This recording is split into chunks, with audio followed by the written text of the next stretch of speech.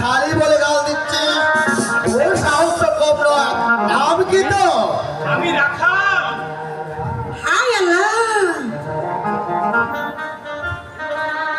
বুড়ো একেবারে কানা হয়ে গেছি। কি বলছো হাসিনা? বুড়ো হলে যে মানুষের দৃষ্টিশক্তি কমে যায়। তা হ্যাঁ রে, তুই কাজে রাখাল বলতো? আরে উনি হচ্ছে রাজা জামাই। জামাই তোবা, কাকে কি বলে ফেলেছি।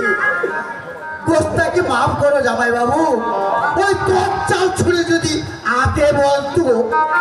আপনি ব্যস্ত হবেন না দাদু। কি বললে দাদু? গরিব মুসলমান পঁচিশ সাথে তুমি দাদু বললে? হয়ে গেল তোমার যা ধর্ম সব গোল্লায় চলেছে। কিছুই যাবে না দাদু।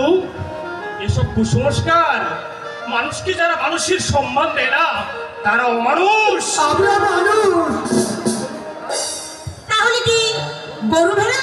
বাবু মেয়ারা তাই তো বলে। কিন্তু আপনারা সহ্য করেন কেন? কেন আপনারা সমস্যার প্রতিবাদ করেন না? আরে করবে করবে, যেমনি বুড়ো তেমনি হচ্ছে ওই ছোড়া রমজানটা। আরে এত করে ভুতাচ্ছে, দিনের পর দিন ওরা বড় লোকে লাঠি ঝাঁটা খাচ্ছে। একটিবারও ওই লাঠি ঝাঁটা ওদের দিকে এগিয়ে ধরছে না।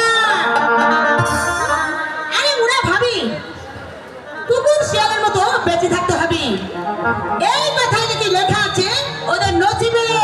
না হাসিনা, না, নসিবের লেখা নয়। ধর্মের দোহাই দিয়ে যারা কোটি কোটি মানুষকে পঙ্গু করে রেখেছে, জাতির বেড়া বিরোধী যারা দিনের পর দিন বজ্জাতি করে চলেছে, তাদের বুঝিয়ে দিতে হবে ওদের শয়তানি, তোমাদের ধাপ্পা হাঁচি আমরা ধরে ফেলেছি, আর তোমরা পারবে না।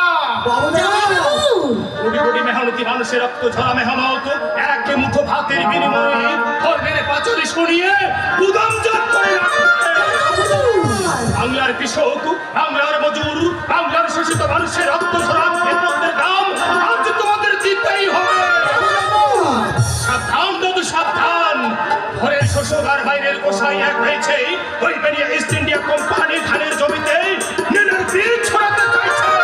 তাই তো এখনো সময় রয়েছে। আপনারা জাগুন, আপনারা হুঙ্কার দিয়ে উঠুন। ধানের জমিতে নীল চাষ করতে দেব না। জাগো, জাগো বাঙালি, জাগো, জাগো কোটি কোটি হিন্দু মুসলমানে জাগো। তোমরা এক হও আর ঈশ্বরের নামে ছিন্ন শপথ নাও। এই জননী জন্মভূমি, তোমার এই পদভূমি থেকে সকল পরাজয়ের শৃঙ্খল আমরা ছিন্ন করবই করব। শুধু নির্যাসের বিরুদ্ধে নয়, 33 কোটি সৈনিক আমরা